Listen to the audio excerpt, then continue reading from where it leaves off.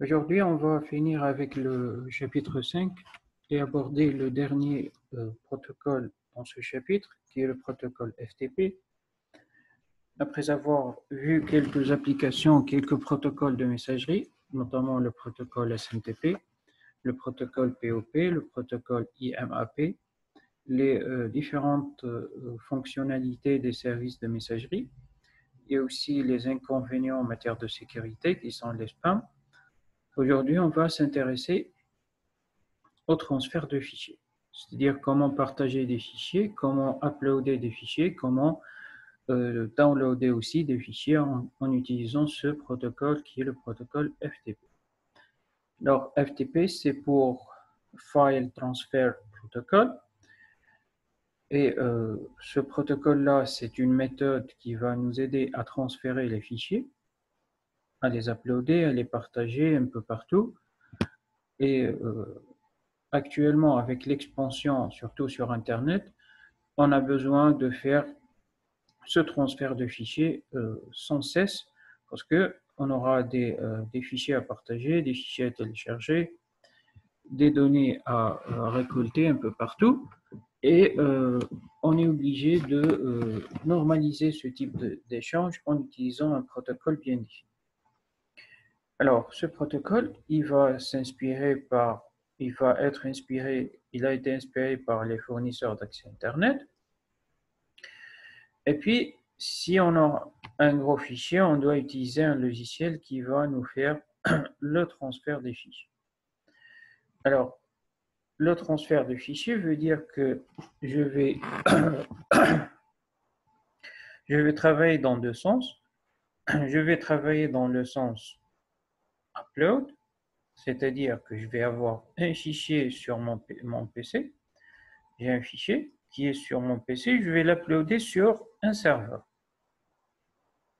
distant, bien sûr. Mais par contre, un autre client, ça c'est le client qui a partagé le fichier, il va le mettre sur le serveur et vous avez l'autre client qui va le télécharger depuis ce serveur. C'est-à-dire ici, on aura l'opération d'upload et là, on aura l'opération de download. C'est chargé et téléchargé à chaque fois que le client ou les deux clients vont se rencontrer de cette manière. Bien sûr, les deux clients peuvent ne pas être sur le même réseau, mais leur seul lien, c'est le fichier qui a été partagé. Et le fichier partagé sera toujours par le biais d'un serveur. Dans notre configuration de base FTP, on va utiliser cette configuration client-serveur. C'est-à-dire que les clients n'auront pas de communication directe. Je ne vais pas avoir une communication directe entre les deux clients.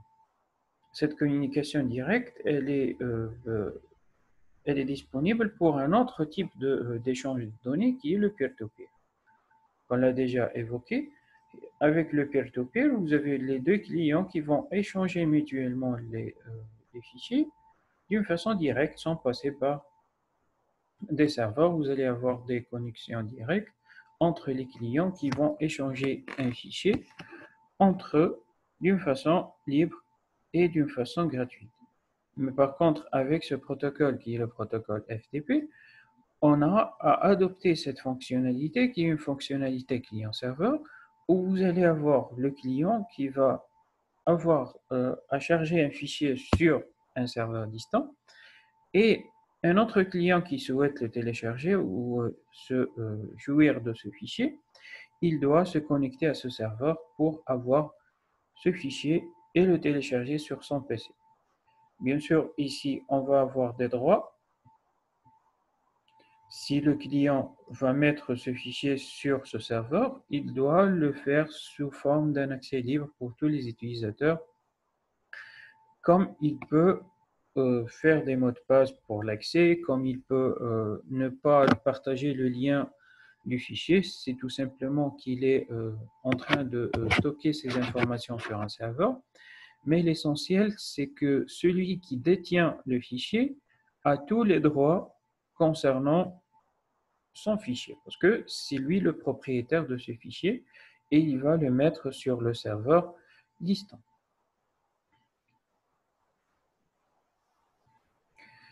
Alors, l'objectif principal, c'est permettre un partage de fichiers entre plusieurs machines distantes. C'est le principe de base ou l'objectif de base du protocole FTP. Il permet aussi une indépendance au système de fichiers des machines clientes et serveurs, c'est-à-dire que vous allez le fichier est centralisé sur un serveur, et puis on n'aura pas à se connecter au PC du client ou au PC du propriétaire pour avoir le fichier. Et aussi, on peut effectuer des transferts de données d'une manière très efficace en utilisant ce protocole.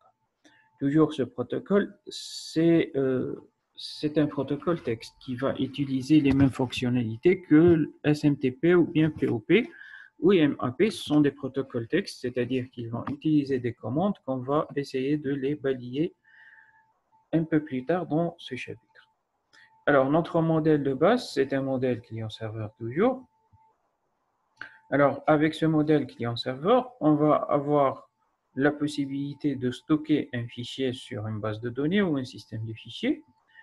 Et le serveur qui est muni d'un système de fichiers ici, qui est une base de données, ce système de fichiers, c'est une base de données qui est très grande. Et puis, vous avez les clients qui est aussi muni d'un système de fichiers.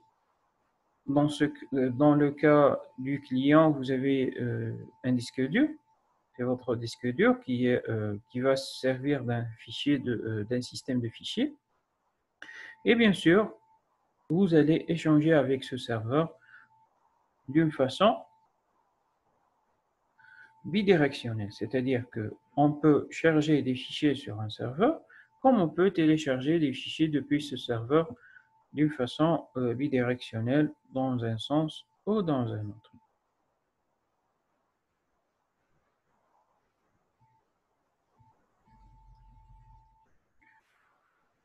Alors, le client peut aussi charger ses fichiers depuis plusieurs serveurs ou peut charger son fichier depuis plusieurs serveurs ou sur plusieurs serveurs. Il peut aussi tolérer l'échange entre les serveurs, c'est-à-dire, j'ai partagé par exemple un fichier sur une base de données et puis je vais tolérer à cette base de données ou tolérer pour l'échange entre les bases de données. Entre ces serveurs, on peut avoir ce triangle où je peux avoir la possibilité que des serveurs vont échanger les données. C'est-à-dire, j'ai le fichier qui est ici, qui est stocké sur une base de données. Il peut être copié sur un autre serveur. Bien sûr, on doit avoir l'autorisation du client. Ça, c'est dans la phase d'upload. Et dans la phase de download, c'est la même chose. Je peux télécharger depuis deux serveurs différents. Si je veux, par exemple, j'ai un fichier qui est très, très volumineux, je peux le télécharger depuis plusieurs serveurs à la fois. Et ça, c'est le principe des logiciels utilisés par FTP. On a déjà évoqué ce principe. On s'est dit que lorsque le fichier est très volumineux, on doit utiliser un service ou un logiciel FTP. Et celui le plus connu que vous utilisez, c'est le logiciel IDM. Avec IDM, vous allez avoir le fichier qui va être découpé en plusieurs morceaux. Morceau 1, morceau 2, morceau 3, 4, 5, tout dépend des fonctionnalités et de la disponibilité aussi du fichier.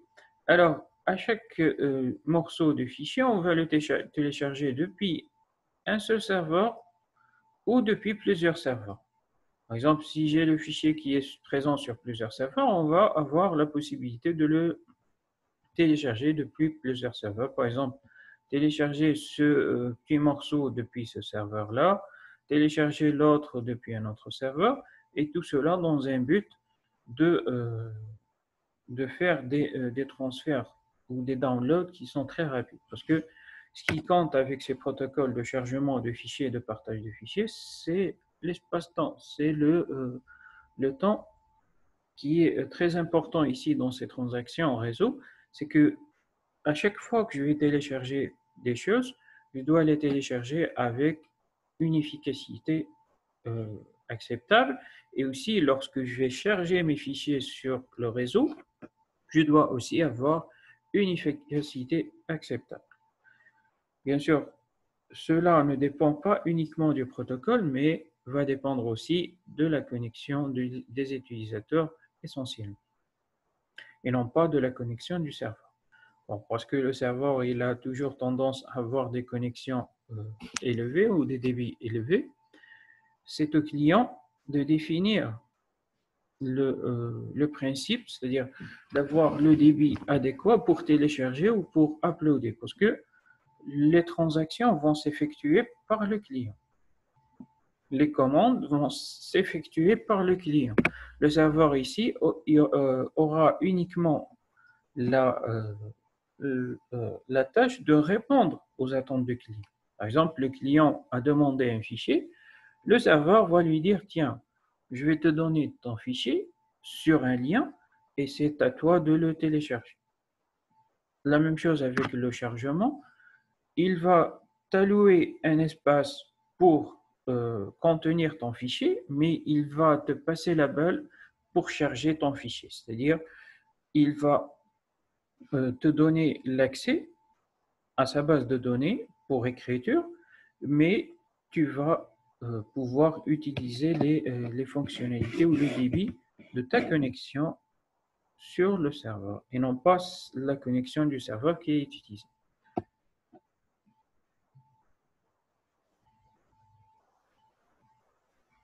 Alors, on a parlé de commandes et c'est un protocole que j'ai dit qu'il est basé sur des commandes. Alors, ces commandes sont des commandes de description. On a des commandes qui viennent qui sont effectuées par le client et on a aussi des réponses qui sont des réponses effectuées par le serveur. Alors, si je vais donner quelques exemples concernant ces commandes, vous avez par exemple la commande user. Alors, avec cette commande, vous allez insérer une chaîne de caractères qui va vous permettre d'identifier un utilisateur. Bien sûr, si je suis sur une base de données, je dois toujours avoir un nom d'utilisateur et un mot de passe. C'est systématique, on l'a vu plusieurs fois. Et là, à chaque fois, vous êtes identifié en utilisant un nom d'utilisateur et un mot de passe. Et en conséquence, vous allez créer aussi des comptes pour charger vos fichiers, pour télécharger vos fichiers. Alors, vous avez aussi d'autres commandes, comme par exemple la commande de réinitialisation. Vous avez aussi des commandes d'acceptation. ACCT, c'est une chaîne de caractères qui représente le compte de l'utilisateur, c'est-à-dire que le compte est accepté. Et vous avez une structure, par exemple, la fonctionnalité SMNT, c'est une structure mount. La structure mount veut dire que je vais monter un fichier sur une base de données. Mount, c'est-à-dire que je vais avoir le montage de fichiers sur une base de données bien définie. Alors, vous avez d'autres commandes qui sont des commandes qui vont effectuer des opérations, certes, et ces commandes, vous avez à chaque commande la description qui va avec, et vous allez avoir aussi des réponses. Et ces réponses vont être en fonction de ces commandes. C'est-à-dire que on va avoir la possibilité de récupérer des fichiers et on aura des réponses depuis le serveur. Parce que le fichier, par exemple, si je suis sur l'opération de chargement, est-ce que le fichier a été bel et bien chargé? Est-ce que le fichier il a été envoyé ou la réalisation de l'opération elle est effectuée avec succès ou pas? Et vous avez énormément de réponses. Vous avez par exemple une première réponse préliminaire positive. Vous pouvez avoir une réponse positive de réalisation de l'opération. Vous pouvez avoir une réponse négative de réalisation, une réponse négative permanente. Vous allez avoir aussi des réponses concernant la syntaxe. Vous allez avoir des réponses concernant la connexion. Et toutes ces réponses sont effectuées en fond, c'est-à-dire entre le client et le serveur. Comme utilisateur, nous, on ne va pas voir ces commandes certainement, mais on va avoir le reflet de ces commandes. Si vous avez une erreur, on va vous la signaler sur votre écran, mais sur la transaction réseau, on va utiliser ces commandes pour échanger entre le client et le serveur. Alors ça concerne les commandes et les réponses effectuées par le serveur. On va essayer maintenant de se projeter sur un cas pratique de chargement de fichiers, de téléchargement de fichiers. Bien sûr, je vais passer sur Internet. Et sur Internet, il existe énormément de bases de données qui sont destinées à faire le partage de fichiers.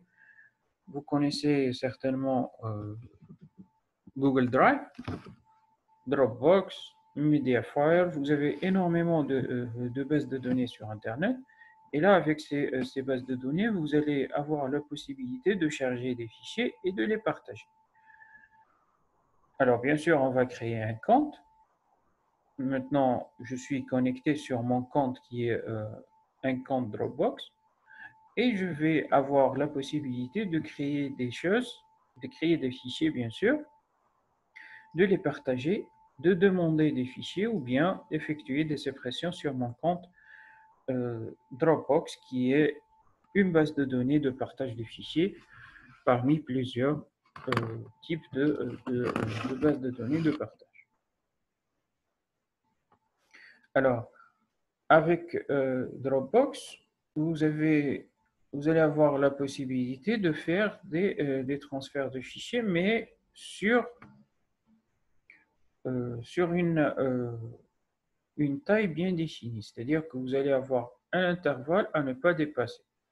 Vous allez avoir, par exemple, sur un compte qui est un compte personnel, on va avoir la possibilité, on va avoir un espace disque qui est de 2,5 gigaoctets, qui est gratuit. Au-delà de 2,5 Go de chargement de fichiers, on doit passer vers un régime payant. Sinon, on va cliquer par exemple ici. On va vous rediriger directement vers les offres de paiement.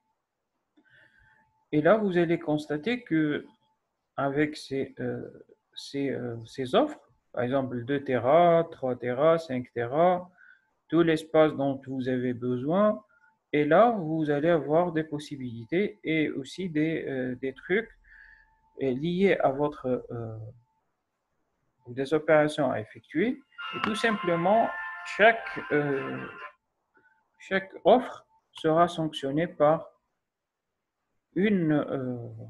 un paiement pour avoir l'espace que vous demandez. Tout simplement, par exemple, si vous allez avoir cette offre-là, vous devez payer 9,99 $ par mois. Alors, ça concerne l'espace.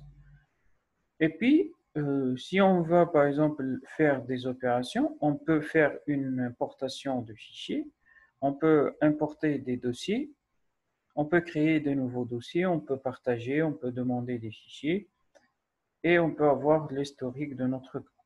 On va essayer, par exemple, d'importer un fichier. Et là, on va utiliser le protocole FTP. Là, je suis sur mon disque dur. Alors, je vais essayer, par exemple, de charger ce livre qui est Computer Networks. Alors, je vais sélectionner mon fichier et je vais le transférer vers la base de données. Alors, vous allez constater que on va avoir l'importation de ce fichier. Vous allez avoir le temps nécessaire pour importer ce fichier. Bien sûr, le temps dépend de la connexion de l'utilisateur. On est d'accord qu'on va utiliser la connexion de l'utilisateur. Alors, ça va prendre un peu de temps. Vous allez par exemple faire une importation d'un fichier qui est de 6 mégas et qui va prendre du temps. Et on va vous indiquer le temps nécessaire pour faire cette opération de transfert. Et là, je suis en train d'effectuer une opération avec FTP, c'est-à-dire passer mon fichier sur le serveur de Dropbox. Je suis en train de faire une copie depuis mon fichier qui existe sur mon disque dur. Et puis, ce disque dur-là va me partager le fichier, ou je vais allouer le partage de fichier sur le serveur. Et jusqu'à présent, j'ai effectué avec succès, vous avez déjà effectué avec succès l'importation. Bien sûr, nous, sur l'espace du serveur, on va avoir ce message qui va défiler.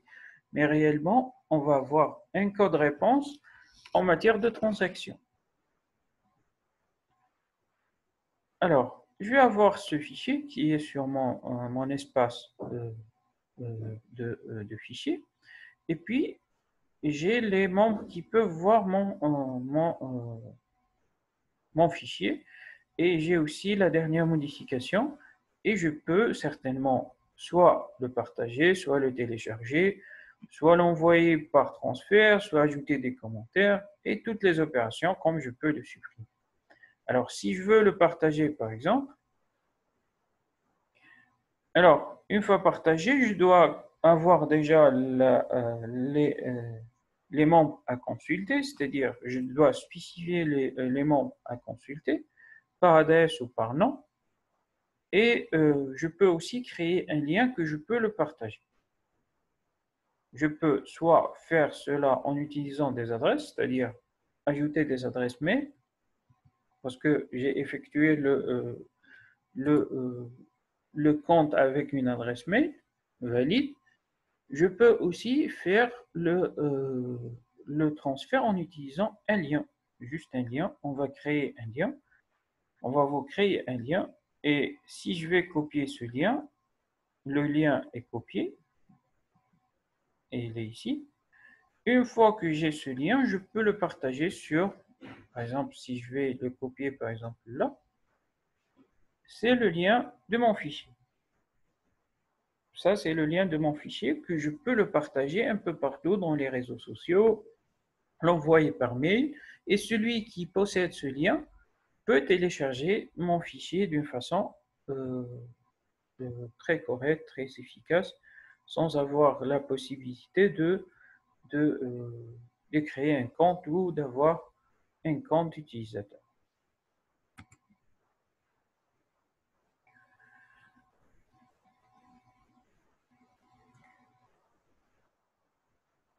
Alors, une fois que j'ai fait ce transfert, je peux aussi supprimer ce fichier d'une façon très simple en utilisant toutes les fonctionnalités.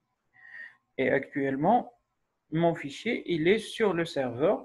C'est à moi de le diffuser pour ceux qui vont le télécharger. Je peux aussi le télécharger moi-même en effectuant un téléchargement. Et là, je suis sur un téléchargement qui va se baser sur EDM. Et vous allez constater ici que avec EDM, je vais faire le partage du fichier, c'est-à-dire découper en petits morceaux, comme on l'a indiqué ici. Alors, vous allez avoir la possibilité ici de découper le fichier en plusieurs morceaux. Il est découpé en plusieurs morceaux ici. Et on va charger les morceaux d'une façon instantanée, c'est-à-dire que on va utiliser ce fichier. Par exemple, vous avez le premier morceau, le deuxième, le troisième, le quatrième, et ainsi de suite. Vous allez avoir plusieurs morceaux qui seront téléchargés. Vous avez aussi la source de téléchargement en utilisant le FTP. Avec EDM, on peut faire la limite des vitesses. On peut avoir des options pour les transferts de fichiers. Et là, je suis en train d'effectuer l'opération inverse, c'est-à-dire effectuer l'opération de téléchargement. J'ai chargé mon fichier et maintenant je suis en train de le télécharger avec un logiciel. Je peux utiliser le navigateur, parce que tous les navigateurs récents utilisent utilisent des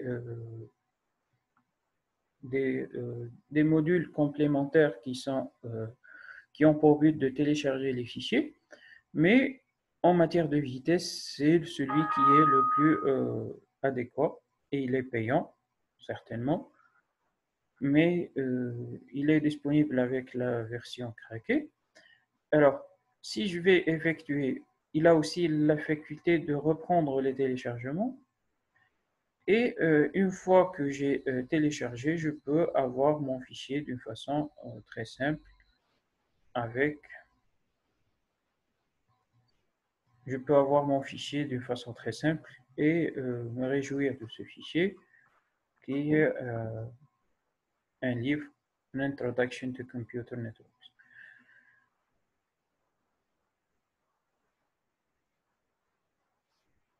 Alors, il existe aussi d'autres types d'autres bases de données, comme par exemple Mediafire. Vous pouvez avoir sur Internet tous les bases de données. Et puis, si je vais me connecter, je dois créer un compte, soit créer un compte de la façon suivante, créer un compte d'une façon très simple, ou créer un compte en utilisant Facebook ou les réseaux sociaux, comme je peux avoir uniquement le lien de téléchargement et je peux télécharger en utilisant la fonction anonyme, c'est-à-dire celui qui possède le lien peut télécharger le fichier d'une façon anonyme et en général, ces liens, on va les trouver sur les forums, les réseaux sociaux et là, vous pouvez vous procurer les fichiers qui sont disponibles sur les bases de données en utilisant tout simplement ces liens et vous allez avoir le fichier demandé.